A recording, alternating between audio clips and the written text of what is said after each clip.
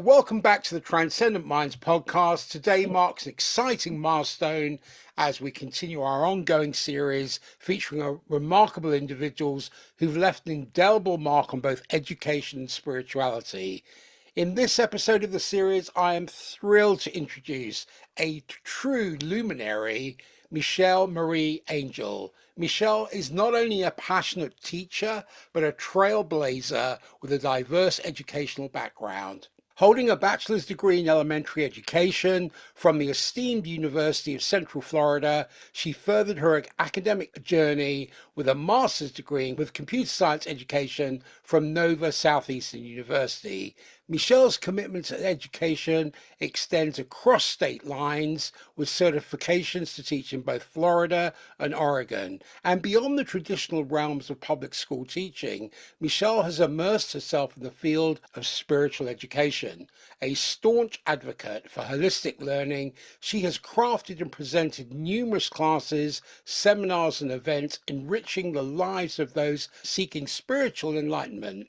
Michelle's literary prowess shines through her impactful books, including her debut in 2005 with It's a New World After All, Poetry and Prose to Inspire a New Vision. Her subsequent works, Live, Love, Master Vision and Vibration to Create a Better World, and Forever Free, Soul Liberation with the Holy Spirit of Truth, continues to inspire readers worldwide. Additionally, she shares her profound insights through 48 thought-provoking stories for awakened awareness and contributes to the reputable online magazine eZine. A visionary in her approach, Michelle dedicates herself to group consciousness, leading classes in manifestation using meditation, intentions, and visioning. Her commitment to conscious creation mastery consistently produces reliable results, making her a beacon in this transformative journey. Michelle's influence extends beyond academia and literature as she actively participates in the Alchemy of Light project. This transformative initiative focuses on creating a groundbreaking curriculum for holistic education, exemplifying her dedication to making a positive impact on the world. It is with great honor that I welcome Michelle Marie Angel to our podcast. And today we're going to delve into her journey as an educator, author, and spiritual guide, gaining profound insights into her vision for a better world through holistic education and conscious creation. So without further ado, let's dive into today's episode with Michelle.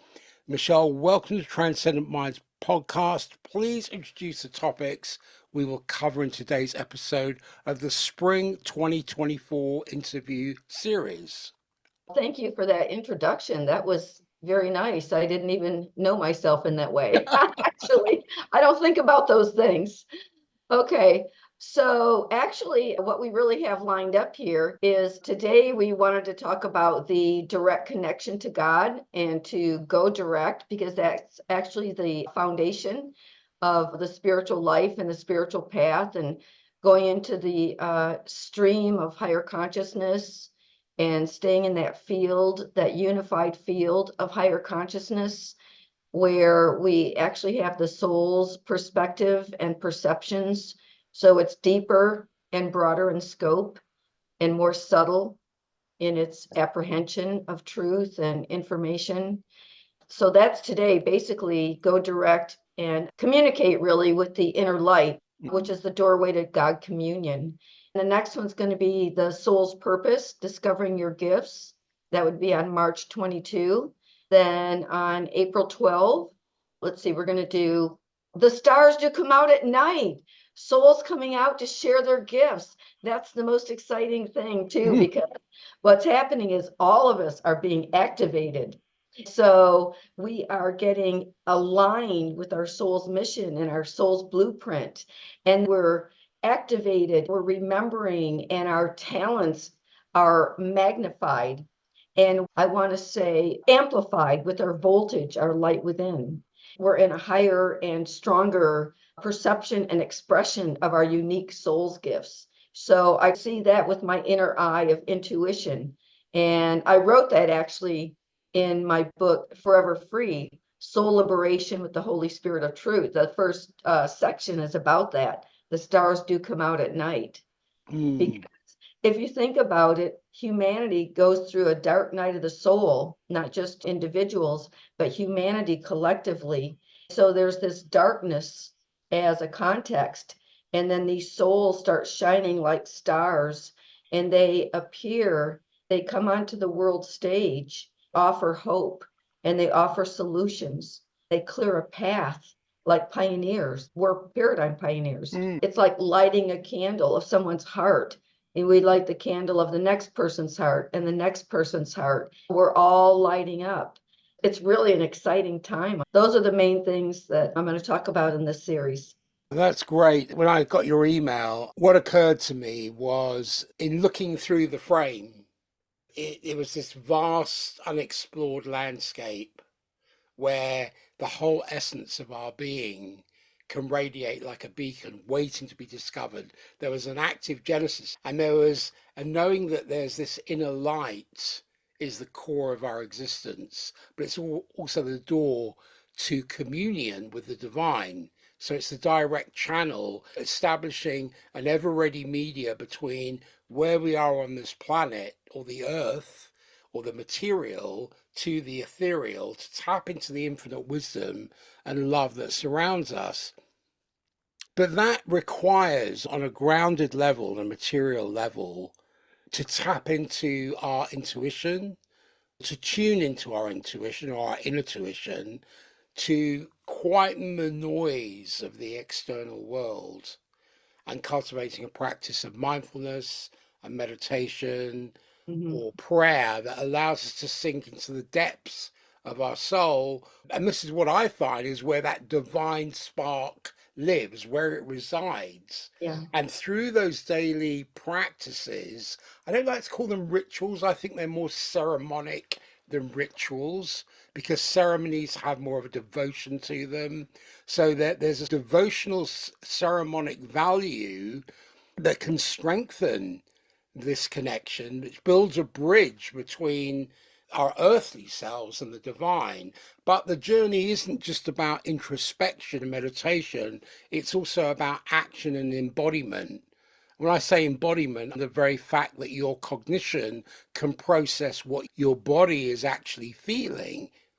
So it's about living our lives in alignment with our values, with love and compassion, and which guide our every decision with accountability and responsibility. I think when we operate from a place of authenticity and integrity, we become vessels for the divine to work through us, shining our light into the world. So that's what I got from your first email. Any thoughts about that? Oh my goodness. I just resonate with what you said. You're very articulate. You're very descriptive. You are spot on with grasping what this is that we're going through and what I'm talking about. You're just right there on the same page. Together, we are explaining this and not just to teach, but to validate what people already know inside.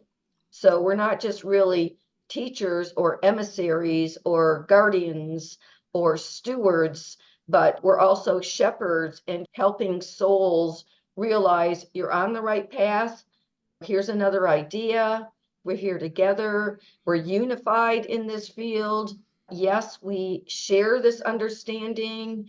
And that's what I love about having conversations with you. I feel like we have this resonance and we can articulate these same ideas. That's extremely helpful to souls and humanity because we're all at different stages of waking up and learning how to access and comprehend the information in the light of spirit within and without, and also to express that pure divine self from the higher vibrational frequency of unconditional love, our true essence, our true Mm. self.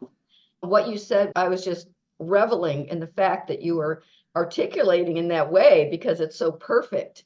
And the feeling inside, I think that we can all understand is when we go to that place of meditation and union with God, where we can be authentic as souls with our thoughts and feelings, we can relax, let go, and understand our soul powers and perceptions. So we learn to navigate. It's like we have a dashboard for the soul, and we Mm. know how to transmit, and we know that we're consciously transmitting. That's when we're saying our prayers. That's when we're setting intentions and doing visioning, sending out images, making requests, asking questions, asking for guidance. We're transmitting what we wish to receive back. We have the soul ability to be an observer and reflect, look around like a neutral observer and watch the energies and put patterns together and see where things are going. It's that higher perspective of neutral observation with no bias. The soul has the ability to let go of transmitting and asking and letting go of reflecting, putting things together where we do the alchemy and get the wisdom out of our life experiences and go into receiving and allowing mode. And receiving and allowing mode, we are listening. We have listening grace. We watch the signs of synchronicity and we follow the path that's laid before us. It's lit because we know and we have faith that when we ask, we get answers. When we ask for guidance and for God to light the way and to understand and know the details of our soul's blueprint and the divine plan, we certainly get answers. And so we're alert. We're allowing and receiving and paying attention to what we're hearing, what we're seeing in every format, from within, from intuition, from a book that falls off the shelf, from words that we hear 3 times or more. So in that way, we're basically in harmony with the conductor of life and God's will. We're in harmony with all of the energies, all of the connectedness in that unified field. And we're working interdimensionally and harmoniously to always move toward growth and perfection and the higher vibration of love, understanding and learning new perspectives and processing. Our inner sight is like our inner intelligence that grows and is refined.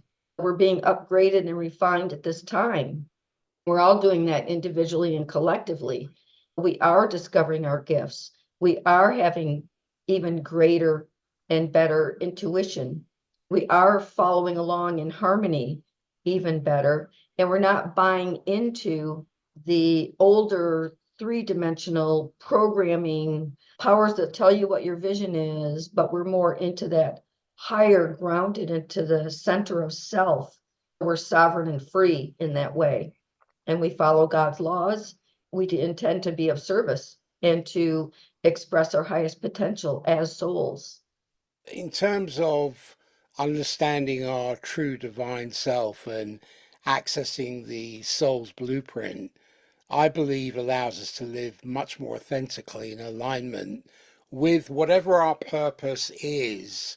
There is a connection and a significance, and it leads us to a greater fulfillment and inner peace. My question here is, how has knowing your true divine self and accessing your soul's blueprint impacted your sense of purpose and fulfillment in life? I get inspired to write. I get joy from writing and from creating. I use my computer skills because I like putting the lessons into PowerPoint presentations. I like making podcasts like this. I have a couple channels and I haven't done a lot with my channels, but I've planted my garden, so to speak, in my YouTube and Rumble channels of Smile Soul Power. Then I'm branching out a little bit and doing podcasts such as this with you and with Gale of Gaia and barely sticking my toes in the water of going out into the world. I love my inner world. I love my peace because it takes a lot of quiet solitude to meditate and to write and to create. I love that space of creativity. But the important thing is the expression and the sharing and to ask, where does God want to use me? I'm God's instrument. Where am I to be of service? Who am I to serve? When you're letting go, you're watching these signs. So last year and this year, I've been watching the signs and looking at the energy from a soul perspective, watching where my energy is going. And I've started doing expos.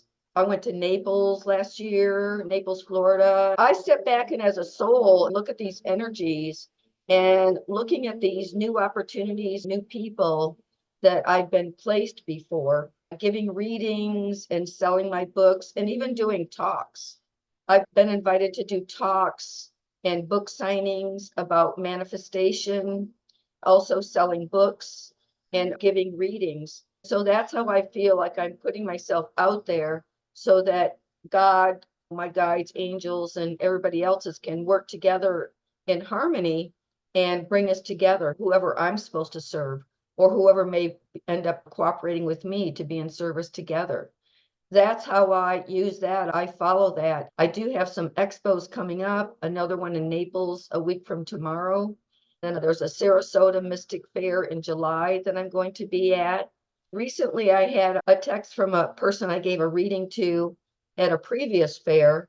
She enjoyed her reading and wanted another one. I met with her last Sunday. So I'm like open to what's unfolding and I'm watching things unfold and going with the flow. But I'm in a transition too, because as I mentioned, I'm doing tutoring. I teach young kids how to read and I love the children. I love them so much. They're great energy. I like doing things. I have a student, we went to a place called Big Cat Habitat and we saw the lions jump through the hoops and we saw animals in the petting zoo and literally lions and tigers and bears. Chickens and parrots and monkeys, my favorite. Being out in nature and going with the flow. That's how my soul apprehends the light and goes with the flow in this orchestration of souls. So I definitely feel I'm in a state of flux. I just have a sense that in this time in human history, most souls are in a state of flux, as is the whole collective. It's a time of change. As ambassadors of God and as people who want to embrace and embody resilience, it's important to be able to be resilient about the arguments that some respond to in terms of the skeptical, the skeptics, if you will, because there are many skeptics out there who question the existence of a true divine self and the soul's blueprint. It can be seen as overly mystical or esoteric, lacking empirical evidence and scientific validity. And I've certainly come across that myself. And I'm not out there to convince anybody, but how would you respond to a skeptic who questions the existence of a true divine self and the soul's blueprint? How would you talk to them about its importance? Not in terms of convincing them, but laying out an argument or presenting the case for it. It's best to talk about maybe some personal experiences because that's when the rubber really meets the road. Mm. I was at the library one day waiting for my student. There was a lady next to me in the lobby. She was asking me, "Do you think people could really pass the citizens test?" I said, "Pardon me?" And she said, "Do you think people could really pass the citizens test?" I said, "I don't know. I've never heard of it before. I don't know about it. That's not my realm." She continued to provoke me to conversation and saying, "This citizens test, I don't think people could pass it. What do you think?" She engaged me. I just know that in terms of Supreme Court case law, that there are a couple jurisdictions and a citizen is someone who adheres to the US corporation and they claim that as their jurisdiction, and that a state national would claim their state and a certain sense of sovereignty under common law. She proceeded to tell me that she was ex-law enforcement. She started grilling me and saying something about I mentioned the Constitution and she mentioned freedom of religion. And she said, "What if somebody doesn't have any religion?" I said, "Everybody has a conscience. They might choose to listen to it or not, but everybody has a conscience." She was saying, "What church do you go to?" And she started grilling me rapid fire. Finally, I just said to her, "I don't know you, and you're grilling me and asking me these questions, and I'm not going to answer questions." Because her energy was almost like She had an agenda. She told me that the Constitution was outdated. And I said something about related to it, God's laws and how it was based on that. As soon as I knew she had an agenda and she was becoming an energy vampire, I cut it short because you can read energy, and when somebody doesn't resonate and wants to promote their position with their agenda. And I told her, I said, I don't defend positions. I don't debate. I don't have any positionality. My student came and I left. So it was perfect. I took that into meditation and God, why did I have this experience? Yes, I set my boundaries. Yes, I stopped her from taking my energy and my attention. But there's something about the Constitution. Is there something about that I need to know or do, or is it part of my life path? The interesting thing was, I had a little pocket Constitution. I flipped through it and I was like, I should really review this. I don't remember some of these details. I don't know this as well as I would like to, because I do believe it's inspired by God. I do believe it's based on our unalienable rights from God. I think it's a God-based document. I was inspired after I read my pocket Constitution. I looked on the back and you could order more and pass them out. I went and got online and I ordered more. So I took that situation, I took it into meditation, and I wondered how I could use it to improve myself. So I have a little pile there, and when I'm inspired, I'm going to pass them out. I'm also going to review it more to understand it better because I know the basics. I think most of us know the basics, but there's some details, and it would be good to review, just like spiritual education. It's good to review, and you can always know things better. So that's one application in real life experience. I had another one, and it had to do with a religious person in my life. I'm spiritual. I have connections with different dimensions and masters. I have my particular team that I can name actually right now. My core team is Archangel Michael, Mother Mary, Paramahansa Yoganandaji, and also Jesus the Christ. There are others like Saint Germain and Archangel Gabriel that I work with, and then all kinds of friends and relatives on the other side. But that was my core group. I definitely stay in touch and in cooperation. I call on them knowing what their attributes are and how they help. For example, Archangel Michael helps us attune to God's divine will. He's also helpful for protection. It's a very active relationship for me. I sent a book to a relative who is very much a fundamentalist, strictly a Bible person. I think that spirituality and my way of being is apparently, and it was written in a text, not acceptable to this person. So I had sent a book Forever Free, and I got an answer back saying, now I know where you are. You didn't say this, you didn't say that. I simply wrote back. I was flabbergasted, going, oh, wow. I thought it would be nice that I sent her a book for her birthday that I wrote myself. I just wrote back saying, and she kept using the word disturbed. I said, I'm sorry that you're disturbed. You don't know my relationship within my heart. I'm sorry you're disturbed. And she wrote back saying, I didn't mean to judge you. I just care. I sent some kissy face heart back and dropped it and left it at that. Then in the mail, I got a little note with a piece of paper that had how to study the Bible every single day of the year and what verse to read. I thought, okay, I understand. My lesson, I took that into meditation as well. And my guidance was don't take it personally. The fact that you didn't have a positive response to sending a gift, don't take that personally. I am using this to help her soul, this experience in your book. I was like, wow, really? Guess it's going to take time. You always plant seeds, right? But I had to process myself and process my ego out of it and not take it personally because truly I had the nudge. How you get impressions from spirit? I had the nudge 3 times to send this person that book. I know that I was spirit guided in actually doing that. When I went into meditation about what's this experience about, I knew I had been nudged and I did what I was supposed to do. Then it's all good. And keep this perspective, the higher perspective, go back into the neutral observer, see that everything works together for God, for those who are called to his purposes and love him. So I love God. I learned a lesson from that recently. Then I delved more into how I could feel more forgiving, merciful, compassionate, and constantly send and create the field and the space of unconditional love.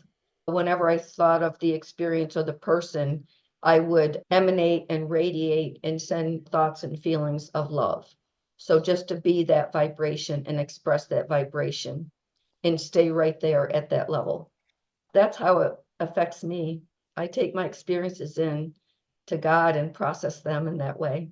That's the whole essence of embodiment, because your whole cognition is processing and you're actually embodying that through your body, through the Mm-hmm. feelings of it. And in terms of the personalization of it, is that we're so highly personal about so many things, but sometimes a seed is planted, but it isn't quite ready to bloom yet because the soil hasn't been cultivated for Yeah. those human skills to take root. It's the timings of it. The thing is to be able to let it go, which is what you Yeah. did. But there is a Yeah. lesson in that, lesson Yeah. in Yeah. acquiescence to a higher plan, because we try to control everything. But Yeah. actually, I remember my father used to say to me, "You make plans and God laughs." Yeah. I never used to understand what he meant, but now I understand, because when you see people on their phones scrolling, they feel that they have some sort of control because they're in the flow of what's on their phone. So they pick up the phone and they want to be in that flow of scrolling, Mm-hmm. or in the flow of going on one of the social media platforms and spending a lot of time on there. But that flow doesn't necessarily exist in the world It's not the same externally. connection. It's not the same connection It's as not the the. same connection. But if you expect that same connective experience externally, then all that can make you do is retreat back into the scrolling and the video games and the social media platforms, because it keeps you in that flow, or what you think is a flow, but actually it's a fragmentation and a fracturing of one's neurology and physiology, in my view. In terms of attunement, when we attune ourselves to God, attune ourselves to the divine plan, we open ourselves up to divine guidance and support. And I'm talking from my experience, not from an academic pursuit. This is through meditative practices, through an NDE experience. I recognize when you open yourself to divine guidance and the support, your life, my life, starts to be filled with synchronicity, with abundance, with spiritual growth. Was there a specific instance that you can share where you felt deeply connected to God and experienced the unfolding of the divine plan in your life? Yes.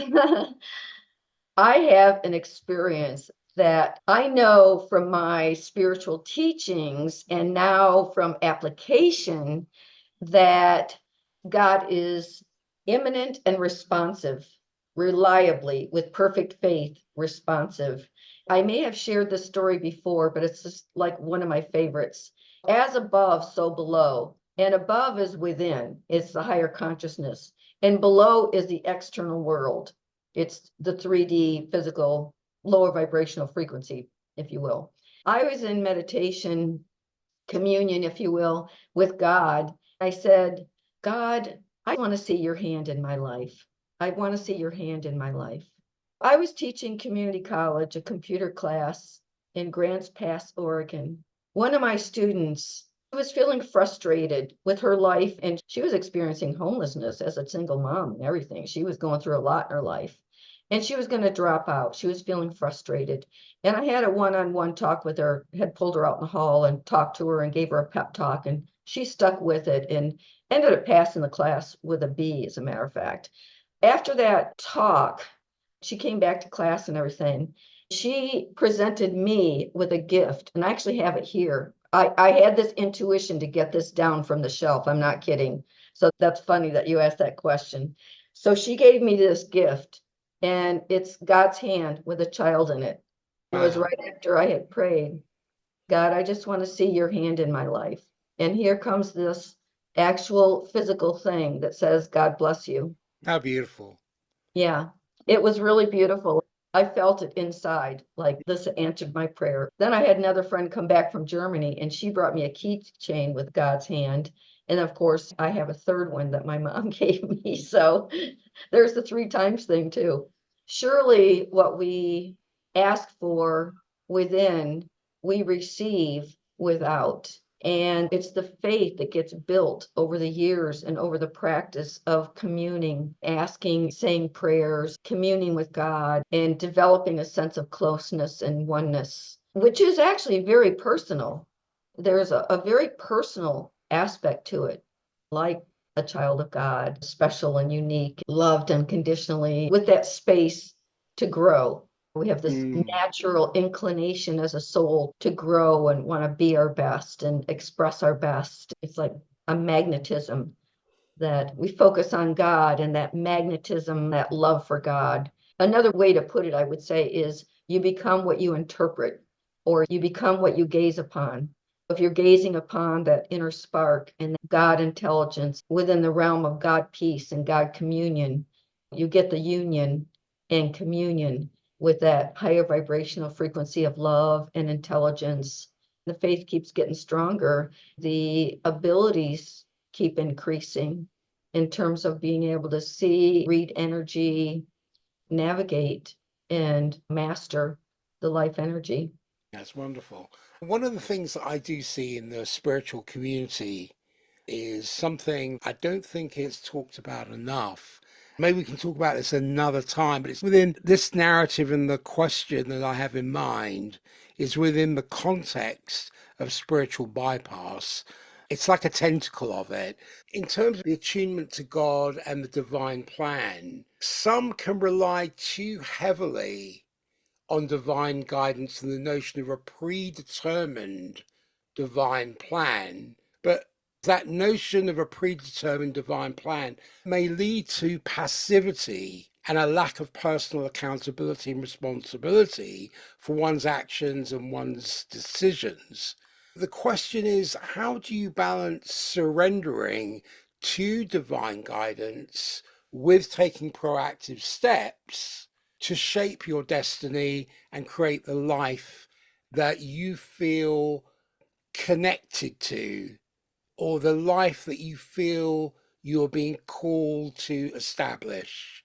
That's an interesting question. I like it a lot, actually, because it has to do with paradox, because that may be an assumption, but it seems natural to want to be prodigal children as well, and to experiment, do things that might not seem divine or right. It might seem wild. It might seem physical and material. We can be prodigal because, not that I recommend it, but I've done it, because we are in this space of unconditional love. And if you want to experiment with something and it's not your divine self, but your soul has a lesson to learn, it's like making a mistake on purpose, but with full knowledge that you're going to learn something, because you can always come back to God's unconditional love. We do take paths, and we are prodigal, and we do have free will choice. I think that there's something good about that. There's something good about making mistakes. There's something good about going down the wrong path sometimes. I think there's good about human curiosity. And sometimes I can be bad, but I'm good at being bad. And I don't mean that in a good way in terms of divine or spiritual. Definitely, it's a mistake, or not the highest decision, or not the highest path.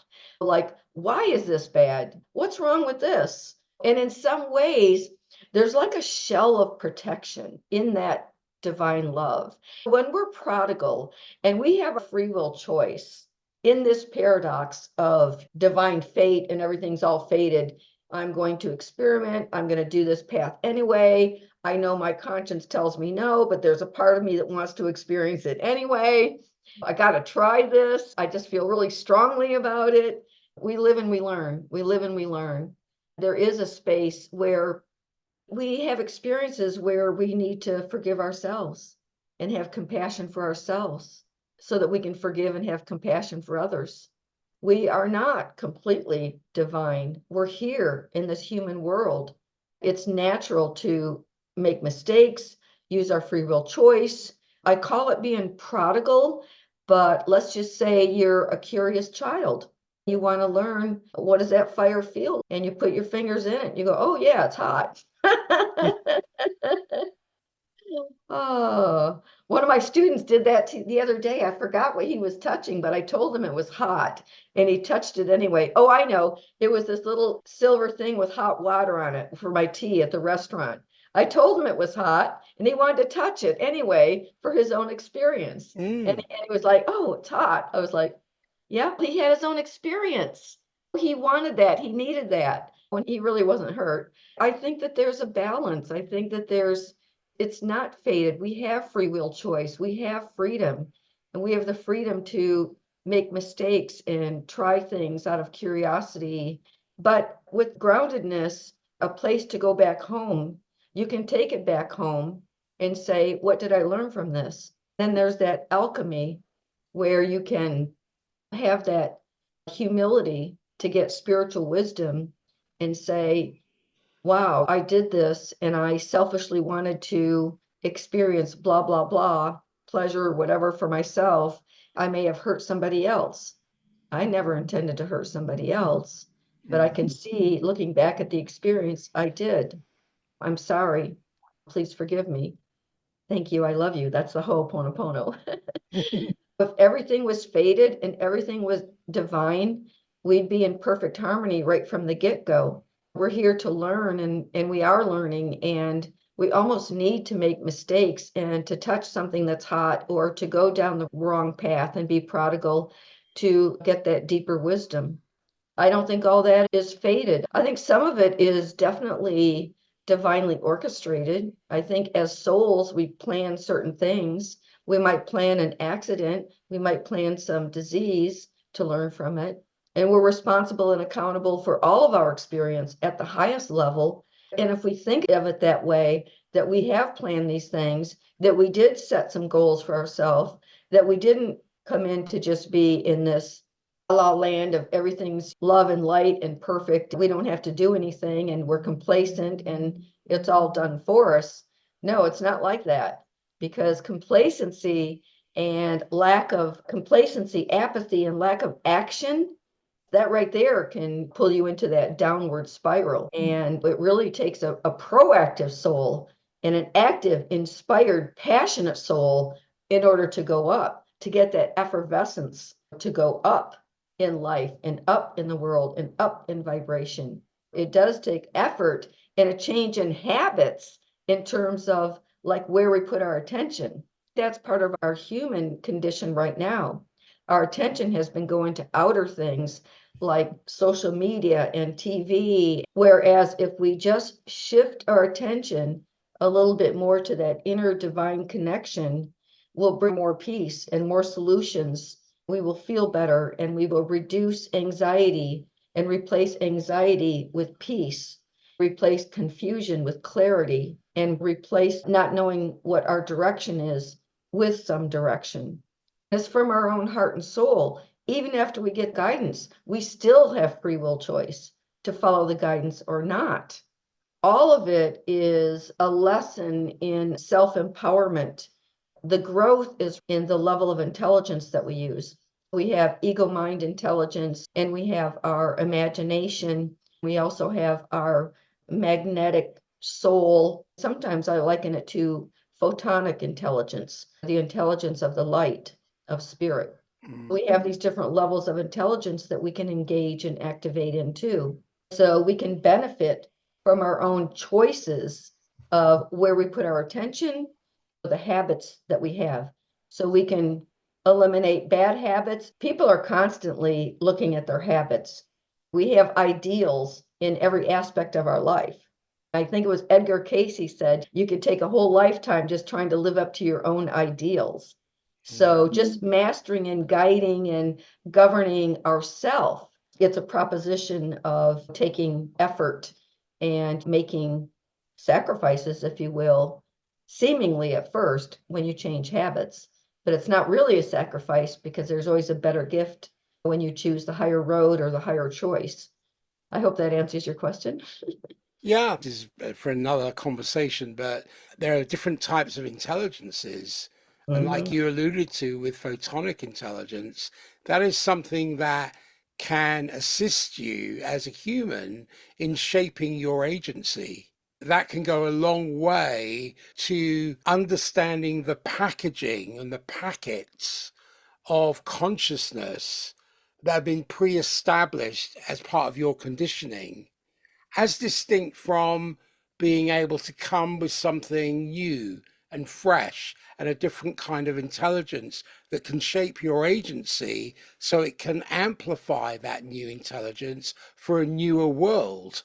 Absolutely. It's also like the portal of the soul mind, the portal of the soul mind to go into other dimensions and interrelate and cooperate with higher dimensional beings and frequencies. That's when we interact with the angelic galactics and the Fey kingdom and so forth. We can interact because we're interdimensional and we can go through that portal of the interdimensional different levels of frequency in order to bring in excess, bring in even more light, ground that and share that in our physical world. There's always more to learn and to master. And that portal brings so much clarity, so much connection, and so much peace. There's a greater sense of confidence, really, in Hmm. oneself. It's a distinction between repetitious and worshipful slavery to one's habits and thoughts and emotions to liberating one's genius. Absolutely. You said that right in a nutshell, because you can actually compare it.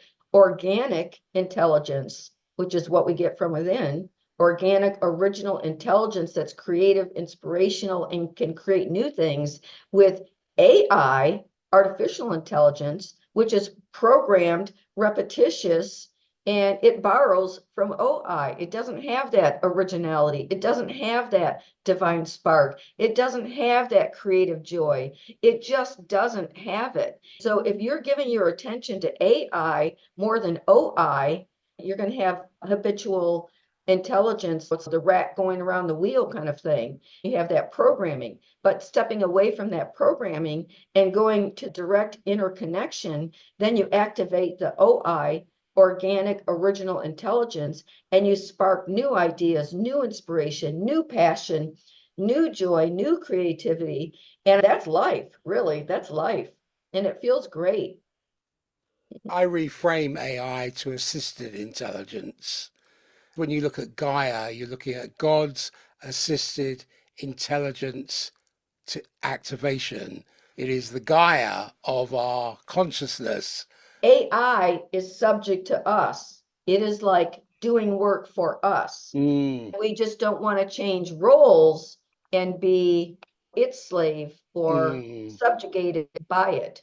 We maintain the highest intelligence, know that, and use it. Of course, I went and had that master's degree in computer science education. So I love using the intelligence and the programs on the applications of my computer, and I interface with them all the time. But I'm not subject to those artificial intelligences, but I honor and respect and use them because they can do the calculations, they can hold the database. And I love desktop publishing and where you can do artistic things. And it's very much an adjunct to original intelligence and used together, extremely beneficial. I love it. If we use its ability to enable us to be free occupied, as distinct from preoccupied, That's a so good way to put it. we're free occupied to Yeah. do the holy work.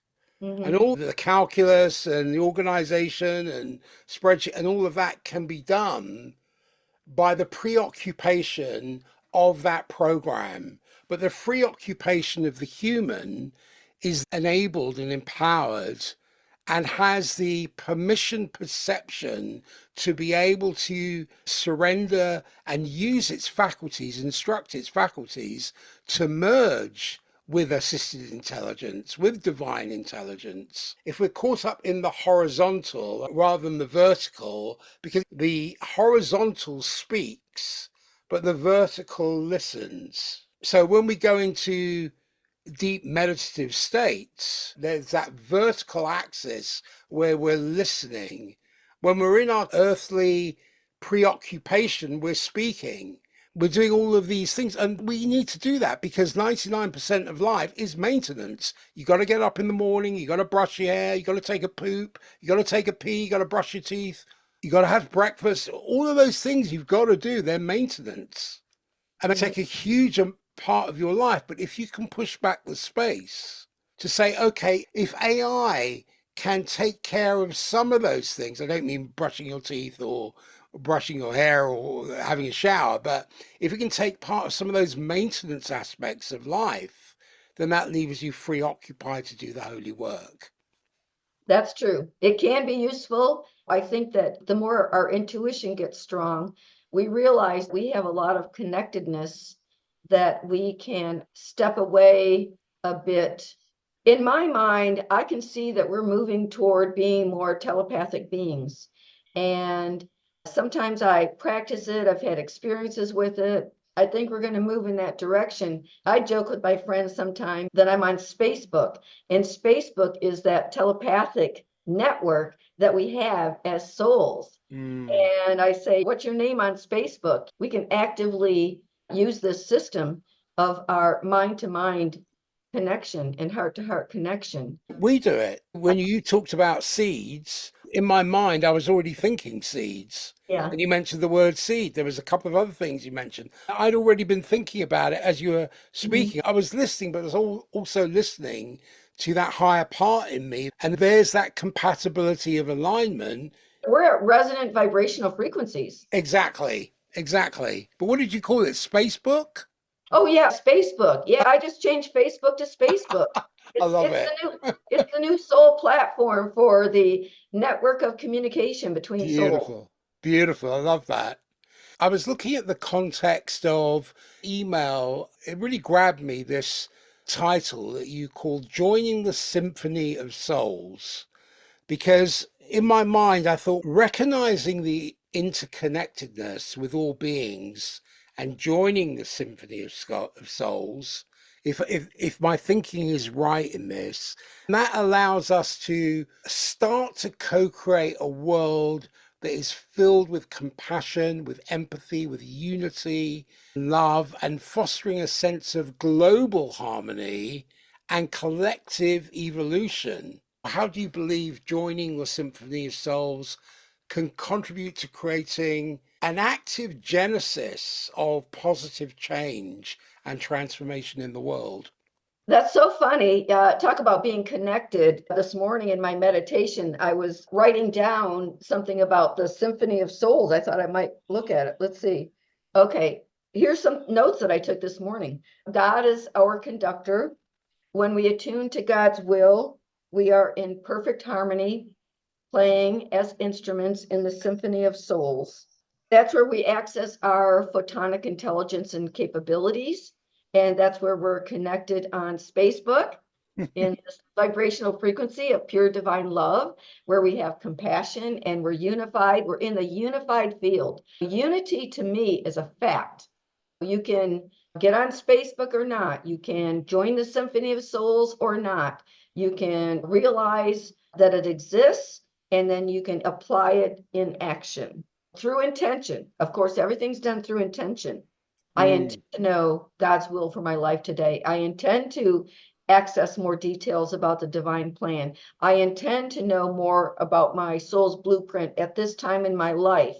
Show me more details for right now at this time and light my path in the direction. The symphony is attunement. That's basically the way I've used attunement all these years in meditation is surrender.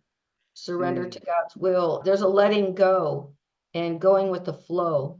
I love to be in that space of going with the flow, watching, observing, and seeing what's in the flow, what's not in the flow. It's brought a lot of peace in my life because when things don't work or seem harsh or you just feel like it's not in the flow, you can pick up more subtle messages. Like you can have a wind tell you something rather than a acorn hits you in the head and then a rock hits you in the head, because it's trying to get your attention that you need to change directions here for your soul's path, your soul's blueprint. You read the subtle energies before you get smacked with a sledgehammer, and life is more peaceful and there's less jolts and disruptions, even though there's always something to process because life is what it is, and changes do occur. But you have that grounded rock of spirituality and of being in the flow and knowing that there's a purpose for everything and life is eternal. You feel that sense of self that is eternal in that place of absolute eternal existence and eternal truth. You have a centering and a basis for everything else. It's like stopping that snow globe and everything settles and becomes clear. It's navigation, really, being in that symphony. In the symphony, you're flowing, you're singing your soul song, you're finding out your gifts, talents, and expressing those, and you know what they are because you know what you're good at, you know what you're interested in, you know what you're passionate about, opportunities that life is handing you, what doors to walk through and what doors are being closed behind you. So the path is lit. And with intuition, with that soul's direct connection to God, it's active all the time. Even when you're like out at the store, you can have that two-way energy information where you're getting it from within and from without, the external and the internal world simultaneously. And Like a so, two-way ever ready media. yes, yes. Yeah, media. I was thinking of the two-way thing that Tesla invented, the electric. We have Mm. electrical, magnetic, photonic aspects of our intelligence. When we combine all of it and we're integrated, then it's not really broken up in pieces and parts. It all works together. It's integrated and you're in flow and you're singing your soul song in the symphony of souls, and you're just like in harmony with all the souls around you. I see a lot of communities being formed all over the internet, all over the world, looking to join the Symphony of Souls. For some, they may look at that and go, maybe that's a bit idealistic. Maybe we're being impractical. Maybe we're overlooking the complexities and conflicts inherent in human relationships and societal structures. How do we go about addressing the challenges? It's a big question, I know. How do we go about addressing the challenges and conflicts that arise when attempting to join the Symphony of Souls? And how can we navigate differences in beliefs and values to foster greater unity and a deeper understanding? We can look beyond beliefs. And oh gosh, you just made me think of something else. Okay, Oh, I'm gonna say two things. I actually, when I was meditating about doing this later and everything, I felt the impression to read one of my short poems, and it answers this question. But I also have a boots on the ground experience where, okay, so it sounds very esoteric to join the Symphony of Souls, but when you're right here, boots on the ground, you're dealing with what you're dealing with. The Symphony of Souls and the application of your divine guidance interfaces with what you're dealing with right now in life. I have a mother who's elderly. She's senior. Yeah, right. We're going to talk about it. And she's going to be 92 this month. I'm on my path and want to focus on this. And I love her dearly and I'm responsible and I show up for her. Out of 7 kids, I'm actually the closest one in a way, more actively involved in her life than anyone else.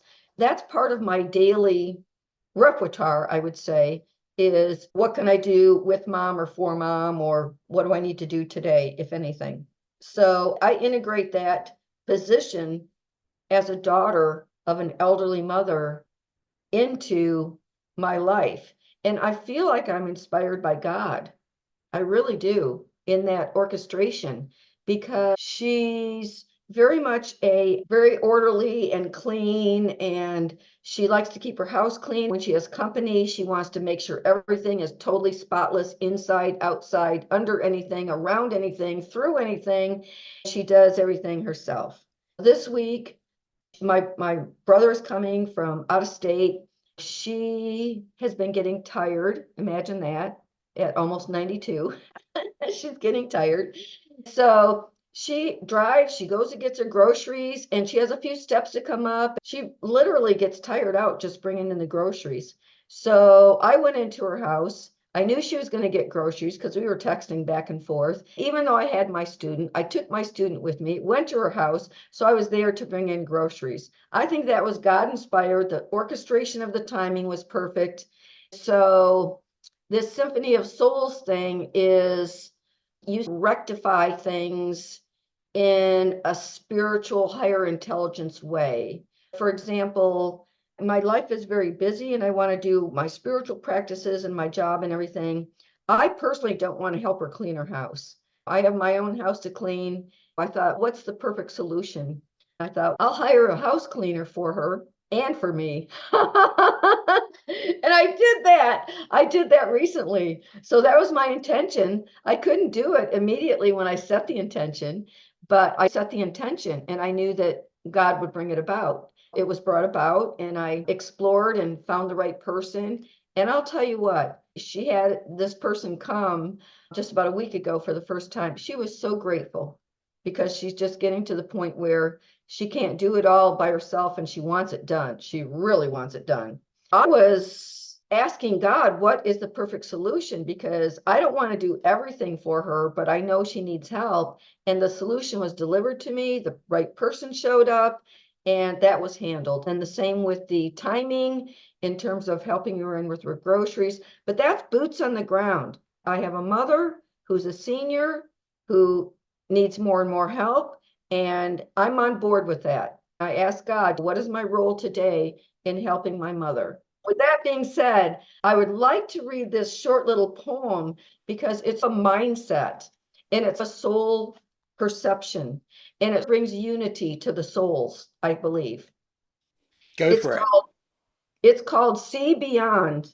So if anybody wants to take a deep breath and bring this in, I think it will raise your consciousness and also validate and confirm your soul's point of view. See beyond the present. See beyond the pain. See behind the mirror image. See what's really gained. See beyond physicality. See what is the same. See beyond all differences. See beneath the game. See beyond what passes by. See what stays right here. See beyond the love, the form love takes. Listen with heart's ear. Feel behind the words you hear. Feel the truth beneath. Feel the love you have to give, the you must bequeath. Feel pure essence qualities. Perceive from inner core. See beyond duality, and you will see much more. That's what comes with spiritual growth, opening up to the soul's perception and creating unity and harmony. It comes from the soul. That's a beautiful thing to wrap up on. And I want to thank you so much, Thank you Michelle. for having me. I really appreciate you so much. I want to thank you for sharing your wisdom, your insights, your creativity, and your light with us today. And your presence always enriches our discussions, and your authenticity is inspirational. And I'm really grateful to you for the depth and sincerity you brought to the conversation. I really do look forward to continuing this journey together. So I want to thank you for being a beacon of truth and Thank love in the world. But before we wrap up, there's a segment I have called the Soul Spotlight. It's a kind of a fun thing. So I'm going to ask you a fun question. And the question is, if you could have a dinner party with three spiritual or divine figures, living or deceased, who would they be and why? Oh, I actually do that. And I did one recently, and I will tell you the first three people, the answer's so easy since I just did it.